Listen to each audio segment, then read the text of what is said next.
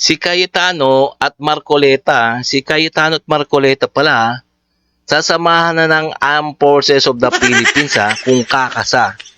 Kung kakasa sila sa hamon na bumisita sa Kalayaan Island Group. Tingnan natin itong dalawang senator na to, mga parang mga ano to mga chinator, tinatawag naman chinator o mga ano, mga kumbaga sa mga ano sila, mga maka-China. Kaya nga sasabi ng AFP, sasamahan sila kung ano ang magiging itsura, kung magiging outcome. Tignan natin kung magbabago ang kanilang desisyon. Okay, no? So itong ating bibigyan ng reaction, no? Komentaryo, criticism, kung ano man yung mga sa loob niya, pwede rin naman kayo mag-comments diyan, mga kababayan. Okay, no? So kung bago ka pa lang sa akin channel, please like and subscribe na lang muna sa ating YouTube channel bago tayo mag-umpisa. And also please paki-subscribe din kay John Reps. Okay, no? So umpisa na natin para malaman na natin tong dalawang senator kung kakasa talaga sila. Sa update sa patuloy na iringan ng mga opisyal ng bansa kaugnay sa isyu sa West Philippine Sea, tumugon si Marcoleta sa hamon ni Commodore J. Tariela na payag umano siyang pumunta sa Kalayaan Island Group. Pero bago yan, abay dapat muna umanong magharap-harap sila ni Tariela at mga maritime expert para sa isa umanong friendly debate. Para sa isang friendly debate. Bago pa yung pagpunta doon. Para sa ganun maayos natin. Para sa kapakanan ng ating.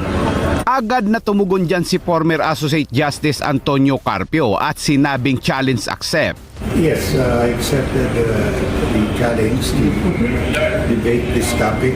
Habang si Attorney J. Batumbakal naman ay hindi kumasa dahil ayon kay Batumbakal ay hindi na umano dapat pagdebatehan kung saan ang hangganan ng West Philippine Sea dahil nakakahiya umano ito sa ibang mga bansa dahil sa tila hindi natin alam kung hanggang saan ang sa atin. Alam umano dapat yan ni Marcoleta, lalo... Teka, no? Nakakahiya naman talaga, no? Grabe itong mga ating mga opisyalis ng gobyerno, no? Lalo yung mga senator.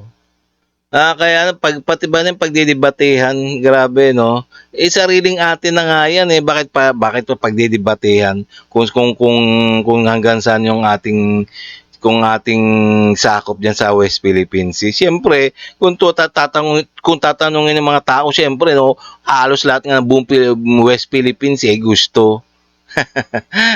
Nakakaya naman talaga, no? Pinagdidebatehan pa, no? Mga kapwa Pilipino. Ano yan? Kaya siyempre, kapwa Pilipino, mga Pilipino gusto yung malawak ang nasasakupan nila. Samantalang itong mga chinator na to, no? Chinator. Ewan natin kung ano man nasa isip nila. Lupat senador siya na nanumpa upang depensahan ang konstitusyon ng bansa. Una po, no, anong pagdidebatihan, no? Kasi kung ang gusto niyang debatihin yung extent ng sovereignty rights and jurisdictions ng bansa natin, hindi po yan up for debate.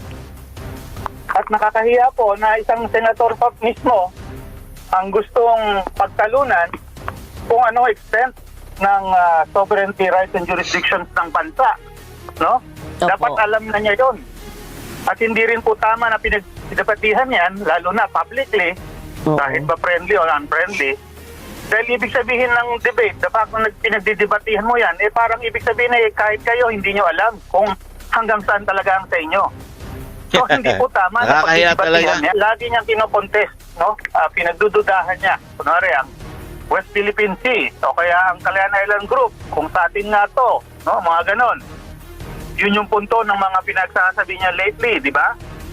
So gusto niyang debatihin kung sa atin ang West Philippine Sea, kung meron tayong West Philippine Sea o kaya kung sa atin ang Kalayaan Island Group, kung dapat niyang i-give up o hindi. Diba? Hindi tama na pinagdidebatihan mo yan, no? Lalo na senador ka, no? Nagsumumpa ka na depensahan ang konstitusyon at batas ng Pilipinas. At dapat ang interest din ng Pilipinas ang lagi mong pinaglalaban. Yes, tama. Kung ipuputap mo for Teka, no? Tama yung sinasabi ni Batumbakal, no? Parang tama, no? Siyempre, Pilipino ka, attorney ka pa, senador ka pa, siya dapat Dapat ang ano mo, ang adhikain mo, interest ng Pilipinas, interest ng bayan. Talaga nakakayata to si Senator Marcoleta, no? Pati ba naman pagdidebatehan, kapwa Pilipino eh. Atin na nga yun, pagdidebatehan pa na hindi daw atin. Diyos ko. Debate yan, ibig sabihin, hindi ka naniniwala o may duda ka tungkol doon sa kung anong sinumpaan mo. No? Kaya hindi po tama, hindi dapat yan dinidebate. Pagtatawanan lang tayo ng ibang bansa. Lalo na yung mga nangaagaw ng kung anong sa atin. No? Kasi sabihin nila, o kayo pala, hindi nyo alam kung ano sa inyo. Di ibig sabihin niya, namin yan. Maging si Tariela ay hindi rin kumasa sa nais ni Marcoleta na friendly debate dahil hindi umano nito alam kung ano na naman ang nasa isip ni Marcoleta. Giit ni Tariela ay standing pa rin ang kanyang hamon kay Marcoleta na pumunta sa Kalayaan Island Group, mga isla na may mga naninirahang Pilipino pero gustong ibigay ni Marcoleta ang isla sa China. May kasabihan nga tayo na kapag ayaw may dahilan, kung gusto ay maraming paraan. Hindi lang si Senador Marcoleta ang inanyayahan ni Tariela na bumisita sa Kalayaan, Mga Chinador, hindi senador Chinator. di pati na sina Alan Peter Cayetano at ang anak ni Marcoleta na may piking buhok. Nadagdag sa hamon si Cayetano at Batang Marcoleta. Ito ay matapos banatan ni Paulo Marcoleta si Tariela at ilang mga senador kung saan sinabi nito na ibala sila sa kanyon sakali mang magkagyera. Pero tulad ng galawan ng kanyang tatay, abay iniba niya ang ibig sabihin ng kanyang mga sinabi.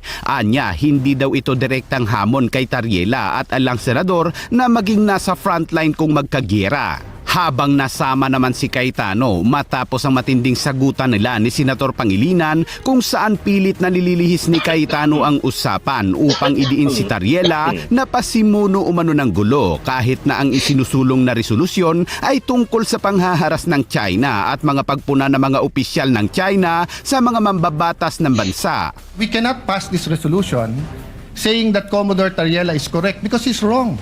If he just simply stated, I love the Philippines, I will fight for our territory, I'll fight for our sovereignty rights, I will do my duty, but sorry, dahil uminit ulo ko, nilabas ko to, pero hindi official yan. Tapos tayo. Hindi ito tungkol kay Tariela.